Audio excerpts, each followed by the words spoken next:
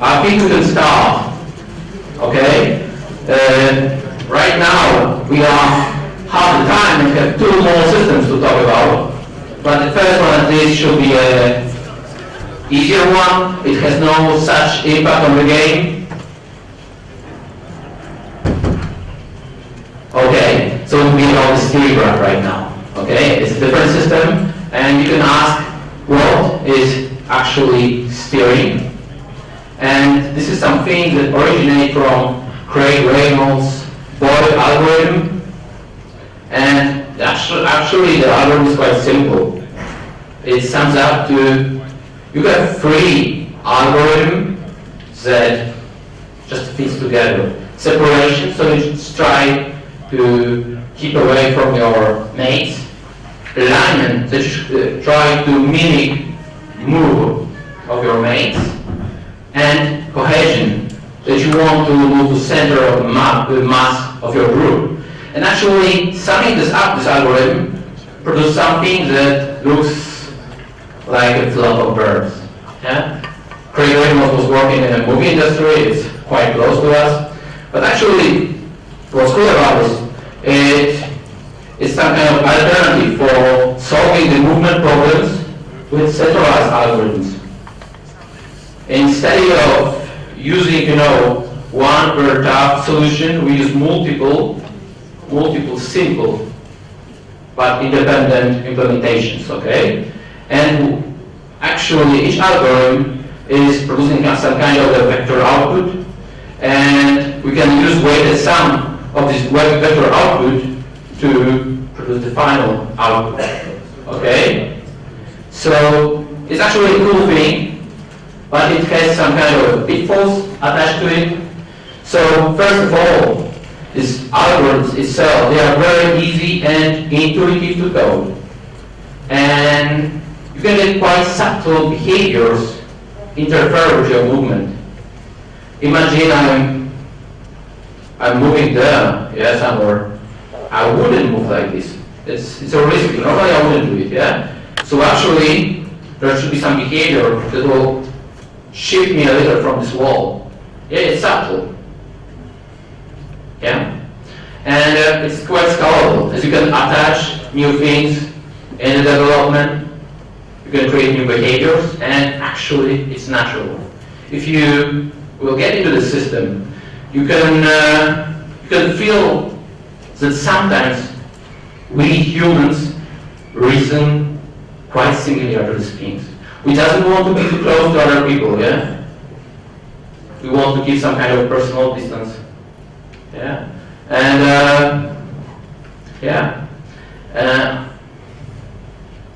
oh, excuse me. Yeah, and it's able to modify your custom behaviors. I will show you in a moment how. And it's iterative, so we can avoid it. Actually, this iterative is also one of the problems. So setting things up with this is a very iterative process, and the solution is hard to prove, as actually it's based on some kind of heuristics. And we actually use it.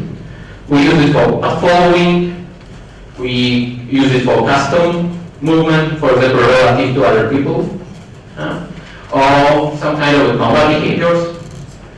And this is like some examples of algorithms you can use with for the steering. Yeah. So like this Craig Reynolds one, separation, alignment, cohesion.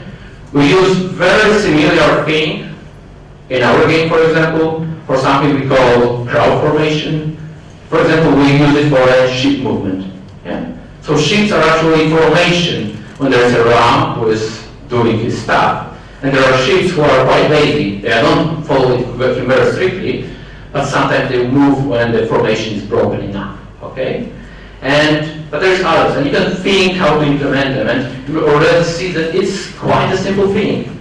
So, for example, with follow path, you can really lower down the pressure you put on pathfinding system. So pathfinding system can give you very low path with a lot of turning and stuff, and you will actually move to the furthest path point you see in a straight line.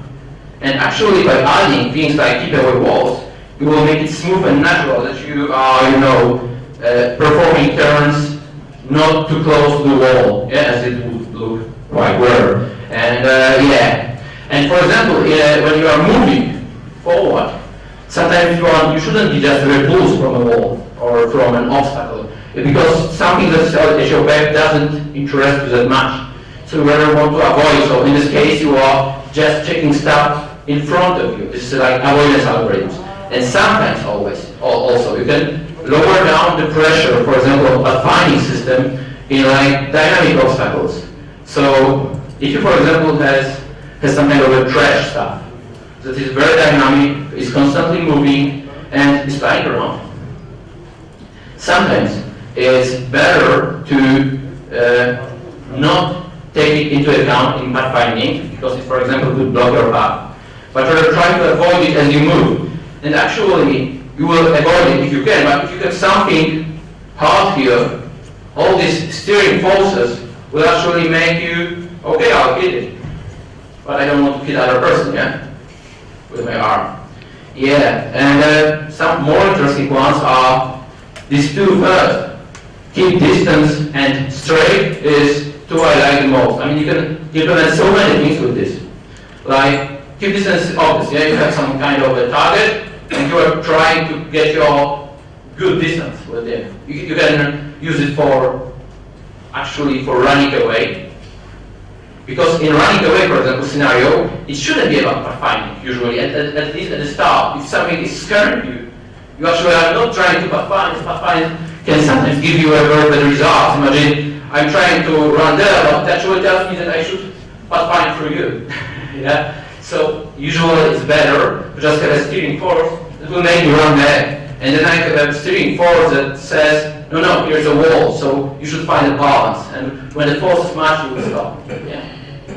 And and the straightening is moving around. You can provide a different logic for picking if you want to move left or right at your speed. And with this you can make a very nice behaviors, like, for example, in combat, surround behaviors.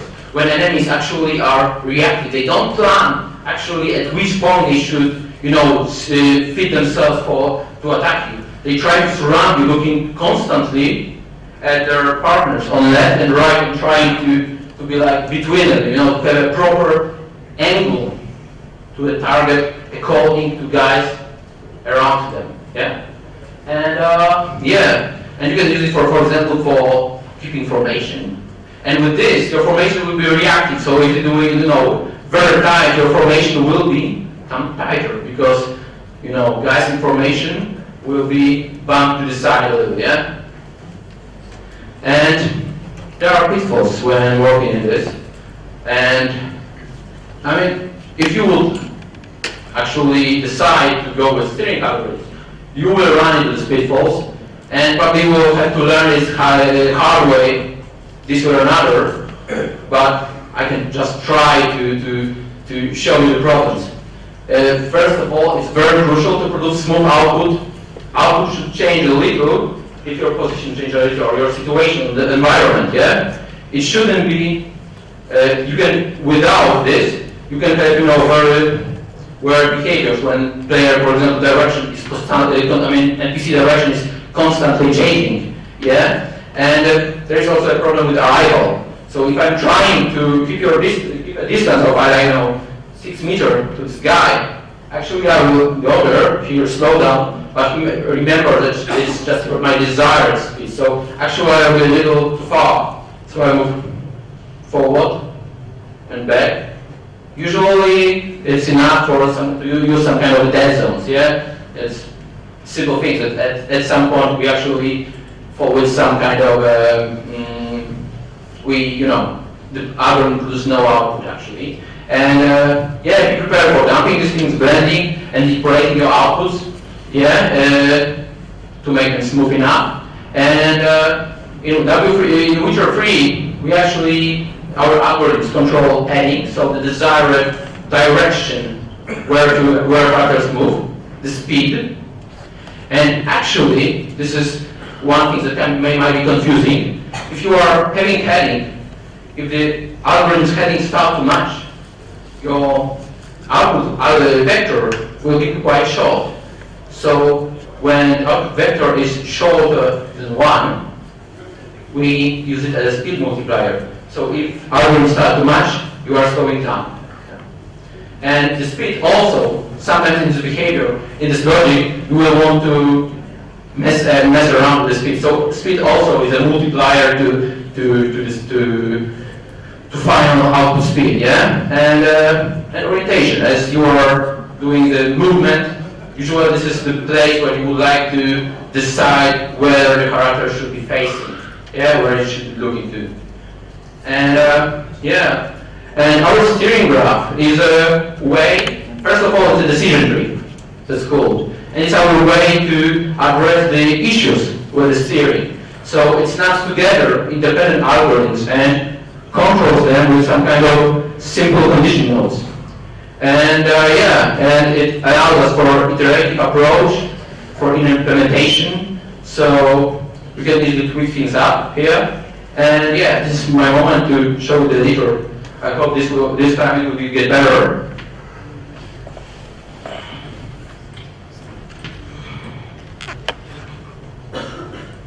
Okay.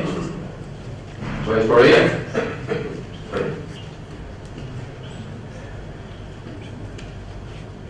Not yet there.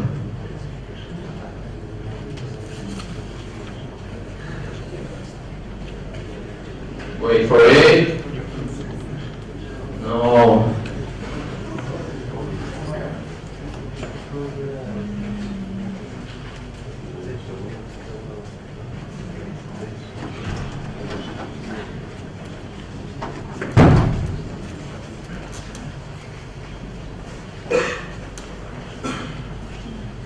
Okay, this guy will help me, I hope. He knows which button to press, yeah?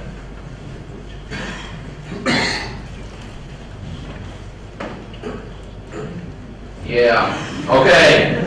We're almost there. Actually, I wanted to use this break we had previously to prepare the situation for you to see now, so to prepare them right, okay? So, yeah, we have a steering behaviors, and this is something I would like to show you. For example,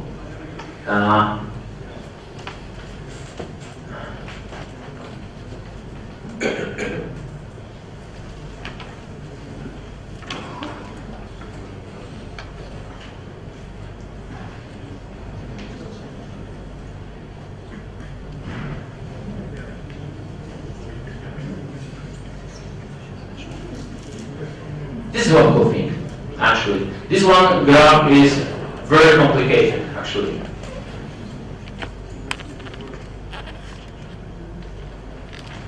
It's called follow side by side. Okay, this name is important. You remember this follow action I showed you previously? Yeah? It was simple follow, someone's followed a target. And if you will return to the spin, it was here.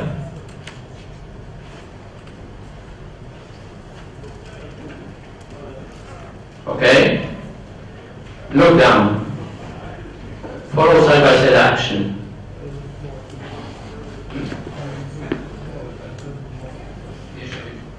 Okay, it's cool now? Okay, it's follow side by side action. And actually, you will notice it derives from follow action. It just has two additional parameters. Use custom steering and actually the custom steering itself. Yeah? Now let's see again the, I don't know if you have noticed, but here we have a meta node. It is here we have a follow AI tree with a meta node. This decorated with one node actually means that this meta node, this node here, will only be present in a actually instance tree if this use custom steering variable is set. Okay? And actually the steering graph decorator, believe me or not, is reading from a variable the name, or not name, actually it's reading the variable that reaches of a steering graph it has to apply. So in this way, with just this simple step, we are applying a different steering logic, and in this different steering logic, we are actually doing AI. Look, we have a special node that says, you see this thing here?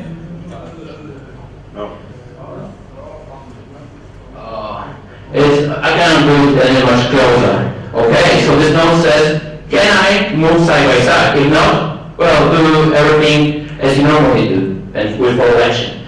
But if I can, actually do a bunch of things. So there's a special, very custom made, handcrafted node that gives a follow side by side logic.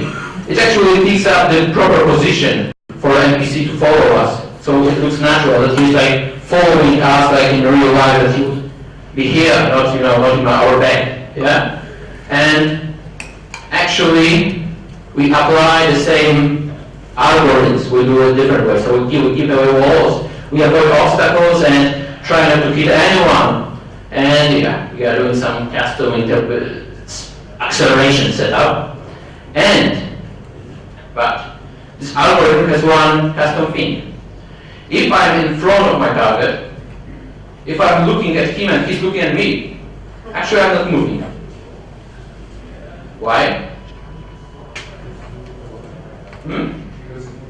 Yeah, because I think that he probably will move towards me. So if he will now turn back, I will move to him. But if he's facing me, like I do face you, and he's close enough to start his, follow side-by-side action, he doesn't stop if he stops. And if he stops, you can see it. Here is the stop phase, yeah? We are doing a bunch of things. Usually we are facing the move direction, so we are looking where we are moving. So we are setting up the orientation in steering graph, yeah? And now, if we are in proper distance to target, if we are very close to target, we face the same facing as he does. So if we are approaching someone, and we are almost there, he will at least face our direction, so when he starts walk, he will start walk with us, yeah? But if he is like 8 meters from us, he will be facing us. So in this case, oh yeah, it's here. He will face the target, yeah? And now what's actually cool with this is that we implemented actually logic that we could actually implement in AI in the spin, yeah? In this steering algorithm.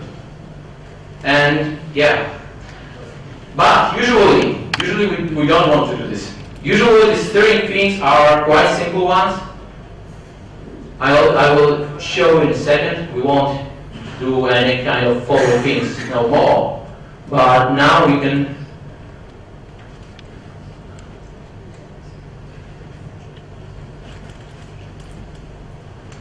For example, this is a combat behavior for animals. You see? No, we don't. Okay. It's the same thing as always. Keep away walls, keep away actors. And this thing is quite cool. It's striking. Yeah? This is striking randomly. So it is striking left or right. Actually, this is used by monsters like maybe wolves, which are running around you. And they can use it in just even behavior. So they can on the fly change to this action, to the steering graph. And this steering graph will actually take on the movement, And here is the descent target. So actually they will round around the target with this thing, yeah? And this is quite a cool thing. And you can model it with this thing. So it's not about finding.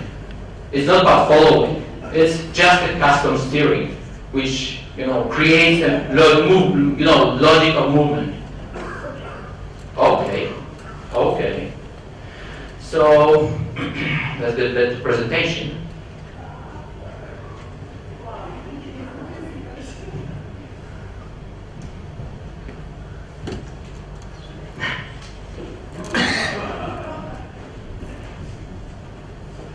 Okay, so what's cool is our solution is it's quite like with resource. It's really something that can change on the fly. It's very customizable. I we have lots of this stuff, and I could actually show you like how how simple these things are. I mean, they are often not very, you have to understand this logic. So it's a time for a designer to actually get used to it, and because he doesn't see the algorithm, it's hard for him usually to know what's going on inside. But also for us programmers, I mean, more complicated ones are often done by programmers and then copy paste with a different, parameterization. Actually, with this thing, we try to have simple ones, steering graph that can change on the fly. So we try not to do the complicated ones as you saw with follow side by side. They are quite cool also sometimes.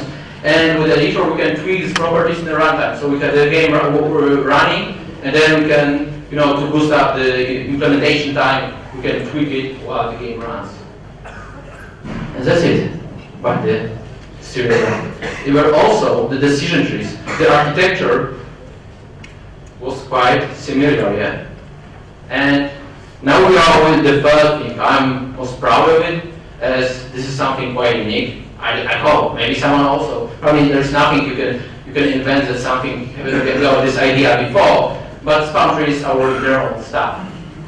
And actually, this is our way to address open world community system. So let's see the requirements. It has to fit the large city of Novigrad filled with thousands, yeah? But the same way, it has to be suitable for a woodcutter hut in the middle of nowhere, yeah? In a no man's land swamps. And it has to be suitable for filling up the lush forest with the wildlife and for some forgotten catacombs guarded by some honored gods. And on top of this, they have to be suitable for environmental storytelling.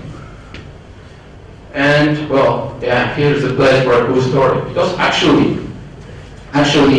I don't know if it's something that we should tell, but actually, we were quite far in the project. We already had the AI system, we already had the Python running and going, but we didn't yet have the proper community system for open world.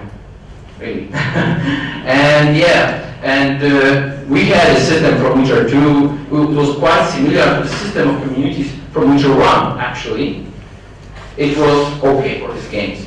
But for the open world game, when we have, so customly made AI for this, daily routines, when we want to model not only the humans, but also the monsters with their behaviors, and, animal world. And we wanted this to be consistent with everything, okay? This community system doesn't fit at all. And actually, this community system we had previously, you can see in RedKit, is some kind of a table. And when we are extending the features for a table, the table grows. At some point, it has unmanageable, number of fields, yeah. And okay, at some point we were asked to actually revive the system from Witcher 2. It was very simple. It was called Encounter, and you just walk into some trigger, and there is spawn points, and the encounter has entries, which each entry has some kind of a template attached and some kind of conditions. And if conditions are met, you actually spawn the guys in the spawn points. Yeah, it's simple stuff. And we are asked to make it support some kind of additional properties like which level, is it raining, daytime condition, is it 5 o'clock or 7? Yeah, and it just we just thought that maybe we should do it different. These are things that we will iterate a lot, and we're just writing these properties directly into the system. It won't be much scalable. So we thought, okay, so maybe these conditions we have, maybe they should be some kind of objects, yeah? So we can create new object and conditions for them. Yeah, so this was the first thing. And the other was, imagine the situation that you have a combat scenario, that there is different numbers of monsters that spawns in a day and night. So usually you have a condition from 8 a.m. to 8 p.m. you spawn these monsters, and from 8 p.m. to 8 a.m. you spawn these monsters, yeah? and you write it in each monster. What can be the problem? Creating more monsters. Why? Because you like to put the same scripts inside. Yeah, but for example, okay, one problem you can have. Imagine that someone by mistake creates, writes from 8 a.m. to 8 p.m. and on other monster writes 7 p.m. to 8 a.m. So if the witcher would come there at 7:40, he would actually have a double monster spawn, yeah? So it might be quite aggressive for him, and it's hard to track the bug. So we thought, okay, actually we should have something like a node that says run one of these, and the conditions should be something like, the objects at which we attach another kind of nodes, yeah? You know what I mean to, yeah? Decision trees, Okay. So actually, we keep decision trees again. So we had nodes with some logic, and this condition thing, and at the leaf we had these entries we were talking about. But entries itself was just entries. They were just about the spawning, and all conditions, all the logic was up in the tree. And we were aiming for a completely different solution, and the concept was iterated, and deeper we went, closer to AI we get. Actually, if we would probably start with already knowing where we will go, we would actually use AI system here. And we should, yeah? But it's still quite cool. And so we have a tree that has nodes, and the nodes has some kind of a control logic. And the sleep nodes are actually guys we will spawn, yeah? And the spawn creatures can be customized with something we call initializers. It's something like, it's a node that actually is something like components. They can change spawn creature in a way you like. And yeah, I'll be able to show you the spawn editor, okay? Maybe as this editor is, give me 2 minutes, okay? I will go with the technical difficulties myself, okay? Thanks.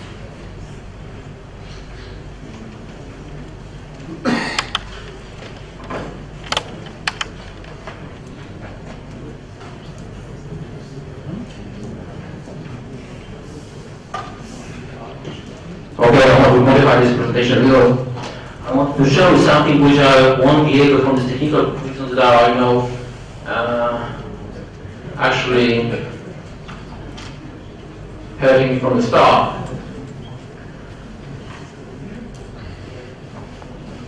So this time I will try to just show you some kind of how you can do that in a simple way.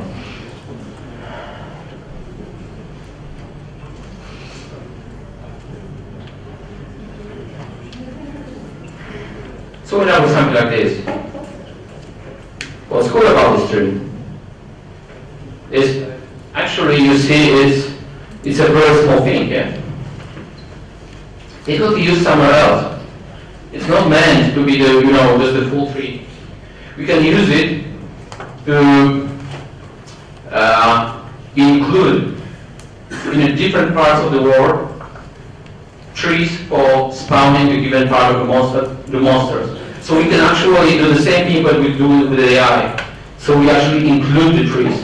And with this, we can, for example, when balancing, we can address all the spawning places at the same time, yeah? So we have here just few rules we spawn, and we can actually change its numbers, and it will populate all over the world where we want to have a rules level 15. Okay? And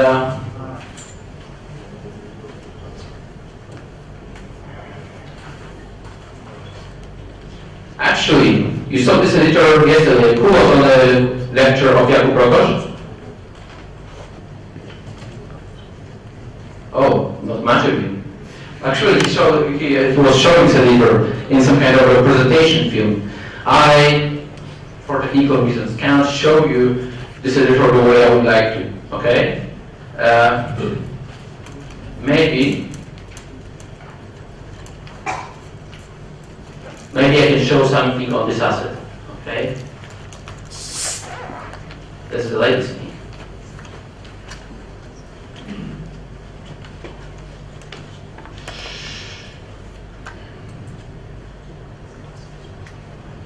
Now I would like to note, okay, I have the technical issues with this thing, and it's blocked my presentation. So I will skip this part and just talk with you a little about what actually this means for the project.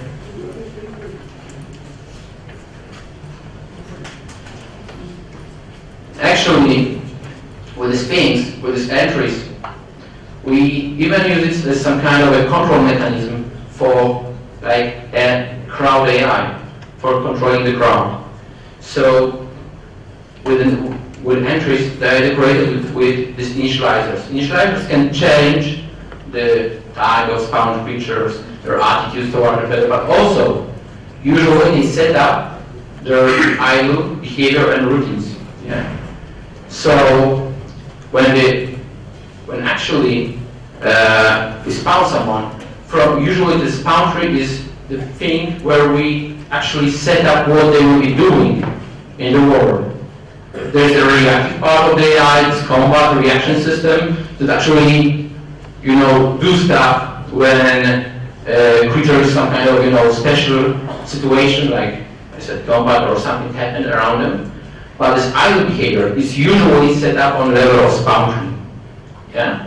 And when the branch is deactivated, what you can do if actually there's a guy who is like spawned at the fireplace during the night, and the morning comes and the player is at this place, what you could do with him?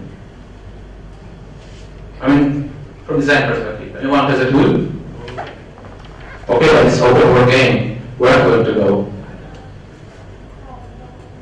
Where is his home?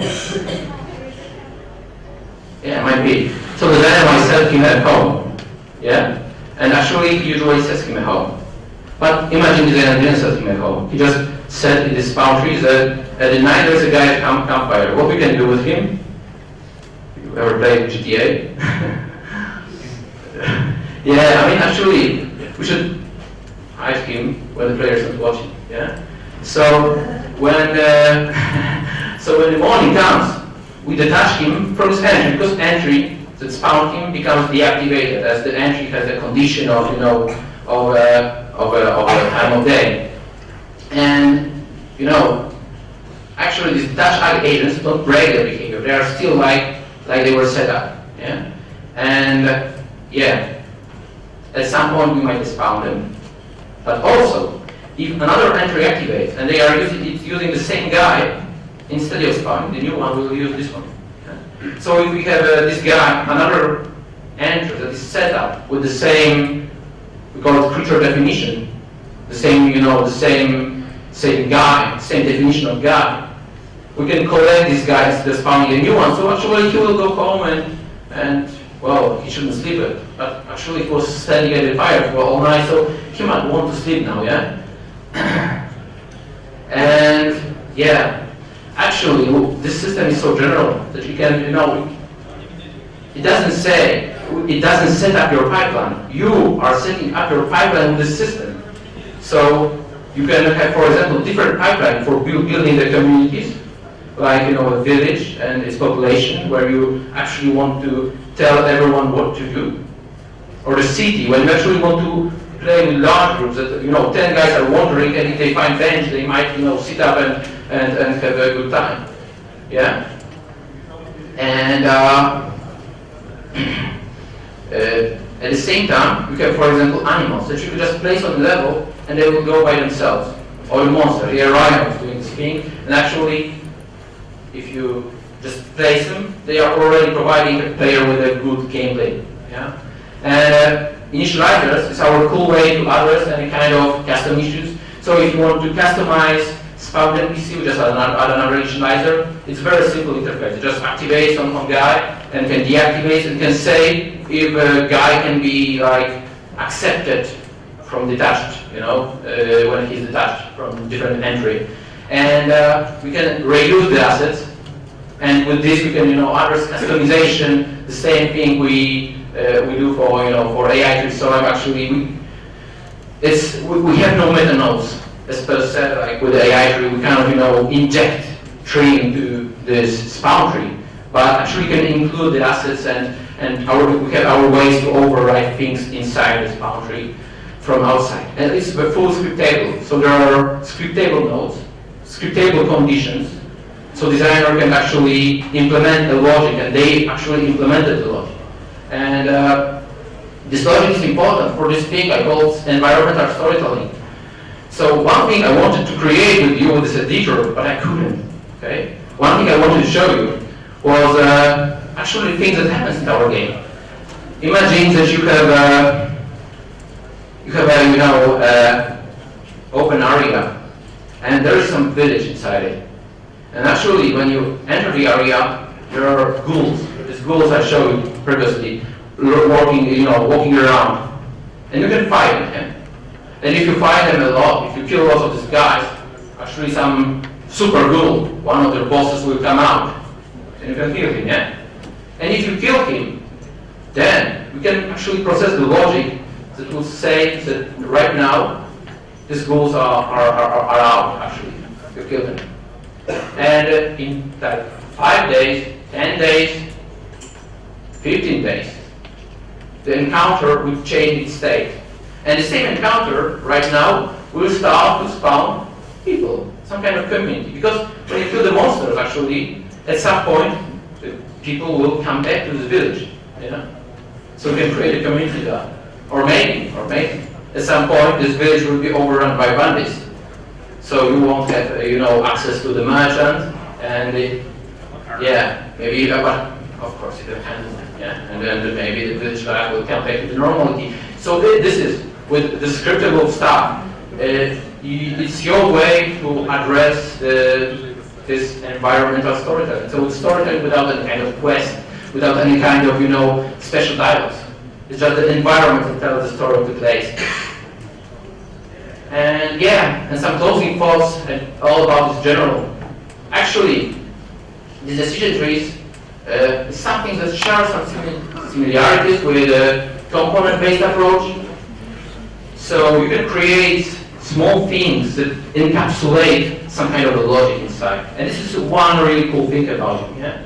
And you can, another thing is you can provide, systems with some kind of flexibility and scalability, as you saw previously, yeah. And the systems, when you get into them, they are quite understandable, yeah, and intuitive sometimes. So it's something that is worth mentioning, that other people will be happy to use them without, so much of technical knowledge sometimes. And it's cool stuff if you want to start something iteratively. So if you want to be able to customize it and change it and do rapid iterations. And also cool stuff if you want to reuse some things you did. Yeah? Because you can always think of some kind of that actually, if you think about decision trees, you can think of a node as actually doing as representing some kind of functionality, yeah. And of course, you can represent this functionality by being a complex node that has some children inside, yeah? And one really crucial thing about this is be ready for acceleration. I mean, this stuff, when you start to use it, you will have, you might also have your hard time. You have to find a proper, proper pipeline. You have to make the system fit your needs. And also designers will have their hard time because for the first time, they will have to address some issues. For the first time, they will have to provide, you with a cool melee combat or cool shooting system, yeah? But once they do that, they can reuse this stuff. And the system will speed up. It's like with car, yeah? You are first starting on one and you are going very slowly, but then it's really shining in the end. Okay, and it's time for another round of questions. Anyone? Yeah. So you have those three types of trees in technical that those are three types of classes, or this is one type of class, so you can mix them in one class? Actually, this is a good question. Actually, if I would be doing this today, from scratch, yeah, it will be the one setup. But Steering graph is something we have from Witcher 2. Actually, there is a steering graph editor in Redkit you can already use.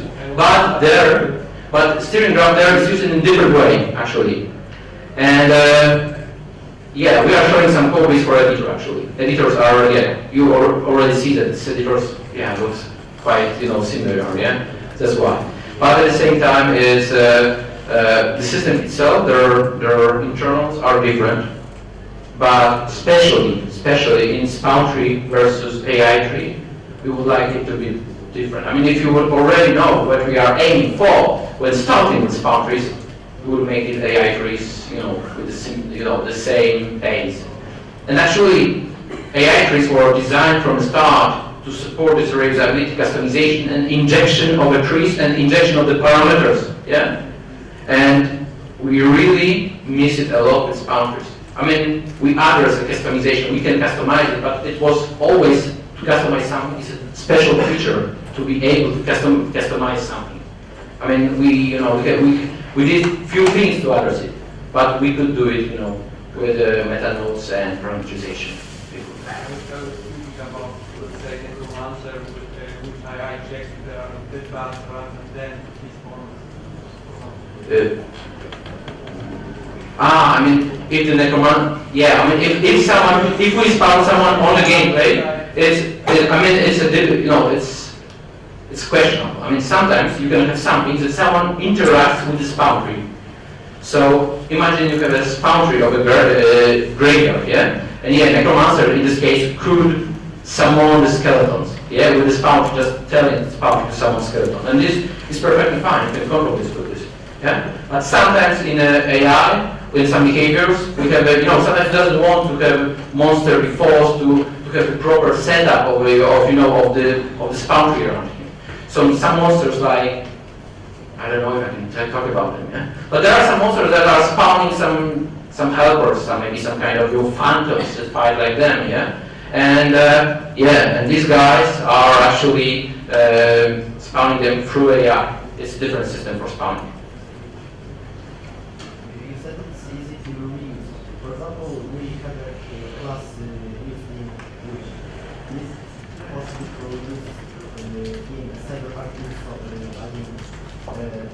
Another of the server packing is still a little bit from the Witcher and yeah, of course. Yeah, it's. I mean, as long as it's general stuff. Actually, this general stuff is quite simple. I mean, yeah, some of the stuff is reusable, and actually, even in our, I don't know, but in our class hierarchy, we have a class that shares the project, are shared between the project, and some classes that are project specific.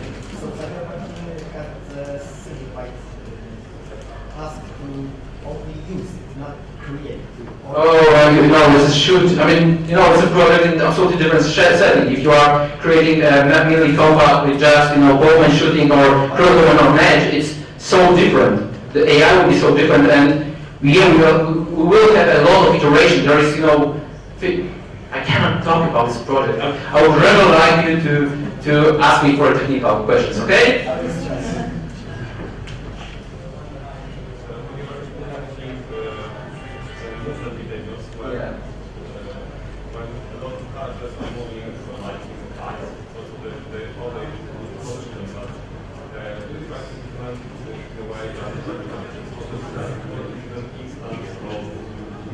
No, I really like, imagine, even if you are implementing it, you should actually think of it like the NPC does. If you give the same constraints to your logic as he has the constraint in his view, you actually will run into a more natural solution. So for example, I didn't show you, because I wanted to progress faster, a steering graph for NPC surrounding girls. And they are actually just noticing the guys around them and trying to fit the best angle possible. So if they are quite tight with there's a guy here and the here they are too tight, they will try to center, yeah. But if the guys they will surround you actually just in a reactive way, just trying to optimize the angle between them, yeah. So even for example informations, we are not looking like looking for a leader and looking for some perfect slot from a leader. We are really looking for a guy in front of us, like we do information. You know, imagine that 100 soldiers and everyone would steer at the leader, yeah, and move when he does, yeah, he would plan like me here. But yeah, they are actually looking for themselves, and we try to mimic this thing in a steering graph in a more natural way. How does the steering graph compare to Yeah, this is also one of the steering graph I wanted to show you when I press spoiler. Actually, when we NPCs has some kind of a default graph, we can override it here, but in the default graph there is a condition. If I have some kind of a heading set, so if I should move somewhere, and with this we actually address path finding. So when we have a path finding, we have a path found, we actually start to path follow, and there is a path for path following. Usually, if you are not path following and we are in normal state, we do nothing. Yeah. Yeah. I have a question about the hierarchical. When you create some nodes for the system, for example, walking, attacking, etc., you said that there is a kind of manager who says when to break one relation to another, because we get attacked and our character should get the third animation, or something like this, then we have to blend the animation. Yes. How do you handle blending? Yeah. I mean, AI is working constantly on an NPC and almost never, with one exception, letting him out.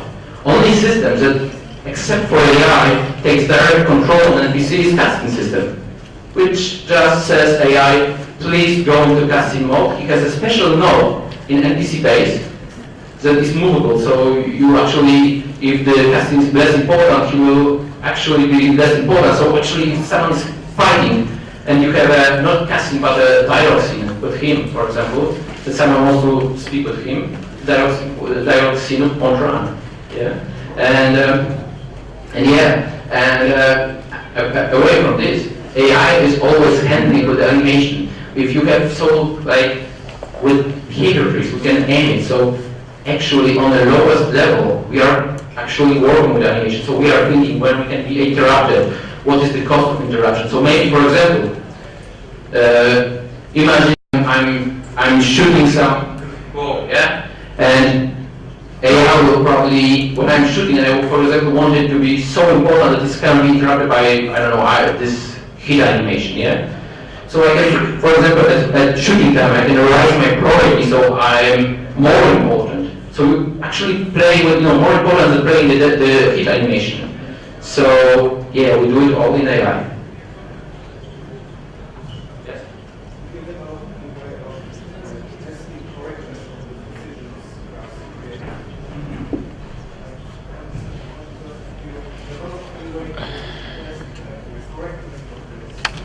No, this is also a cool thing. What is the correct AI? What is the correctness of AI decision making? It must be cool. So only way to say that your AI is correct is to play it and say it's cool. Okay?